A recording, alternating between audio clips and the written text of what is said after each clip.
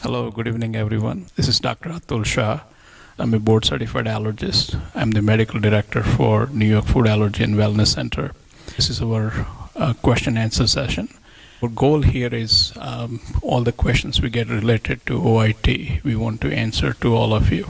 So let's get started. So the first question we have is, what is an allergy? So by definition, allergy is an overactive immune response. Many of the parents think that allergy is a weak immune system. No, allergy is an overactive immune response. When human body overreacts to a substance it should not react, it's called allergy. Allergy can be to indoor things, outdoor things, or it can very well be to foods. And this specific conversation will be related to food allergy. So now to answer to your question, what is a food allergy? So when allergic response happens to a specific food or food ingredient, it's called food allergy. So what does really happen? Human body normally should become tolerant to the food that is given on a regular basis. So if food is introduced either for the first time or someone has been sensitized and given that food and body's immune response is overactive to that food, it is called a food allergy. So most common symptoms, it could be mild, moderate, or severe. And mild symptoms can be runny nose, sneezing, itchy eyes after the food exposure, or it can be as severe as anaphylactic reaction. Other symptoms that include in the range can be coughing, wheezing, shortness of breath, hives, lip swelling, tongue swelling, throat closing, blood pressure can drop, and all that is part of an allergic response. So if any of those symptoms happen immediately after the food, or in some circumstances a delayed reaction, it's called food allergy.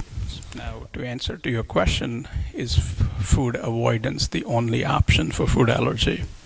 Well, that's the conventional way of treating food allergy. Our answer is no. There's much more that can be done for someone who has food allergy. So avoidance is not the only answer. Yes, avoidance is absolutely needed. That's the conventional way to treat food allergy. But many more things can be done. For example, if someone has had clinical symptoms or any symptom related to food allergy, and if your skin test or blood test or both are positive, it confirms that you have food allergy. If you had positive blood test or skin test, but you never had exposure and had no symptoms to food because you did not have exposure, then it's less likely that you have true food allergy.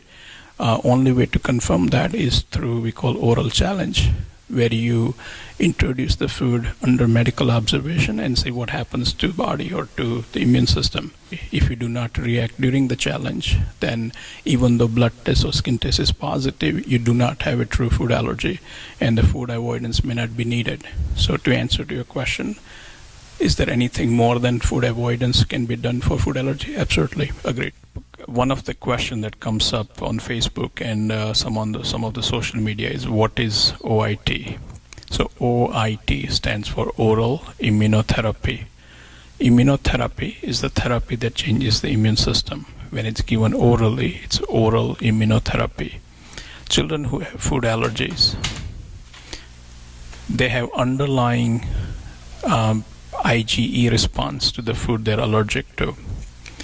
So if we can find a way to reduce that IgE for that specific food, you can reduce their sensitivity and they'll be able to tolerate that food in a larger amount.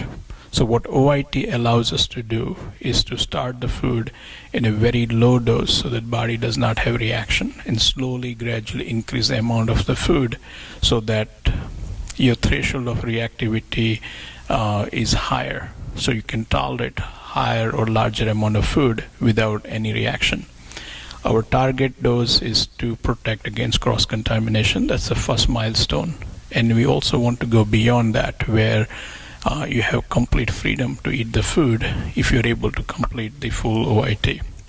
So OIT is oral immunotherapy. It is science-based approach to severe life-threatening food allergy, so that you have more options than just complete avoidance. More importantly, if there's an accidental exposure to that food, if you are doing OIT or if you have done OIT, you can find yourself protected against cross-contamination. That's the purpose of OIT. Another common question is, what foods can be treated with OIT? Science has reached a point where we can confidently say that almost any food can be treated through OIT. There are some practical aspects that we have to consider, but it's a science-based approach. So no matter what food allergies you have, and if it's a true food allergy, if it's a life-threatening food allergy, and if we need to work on it, we can treat almost any food. The most common foods we do OIT for is peanut, milk, eggs, wheat, soy, tree nuts, sesame.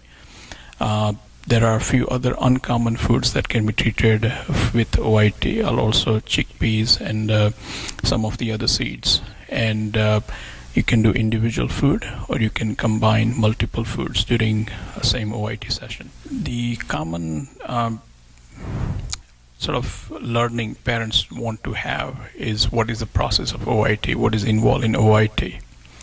So OIT is a commitment. It's a commitment from the child, from a food allergic individual, which could be a food allergic adult. Or if it is a child, then obviously parents need to have equal involvement, and it's our commitment. So it's a teamwork. We need a child to be ready. We want parents to be on board, and we want our team to give our 110% to your commitment.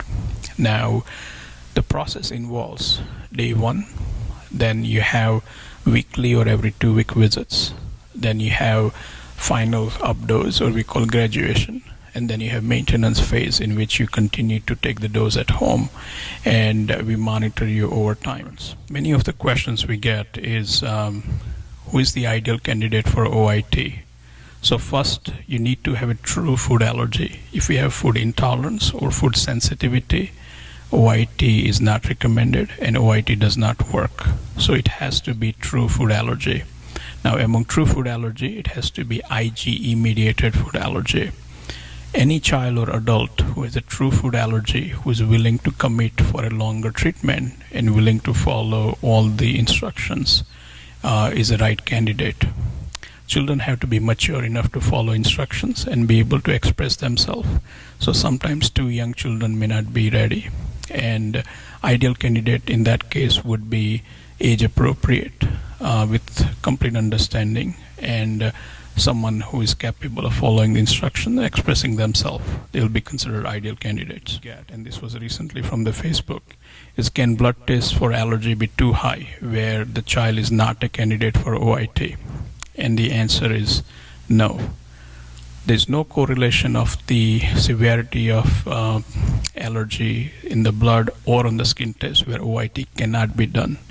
So children who have extremely high positive levels on the blood or skin can very well benefit from OIT. So for us, there's no level that's too high where we cannot do OIT. So that's the common question, and one of them was actually on the Facebook. Can my son be a candidate if he has very high blood test levels? And the answer is yes, he can still benefit from OIT.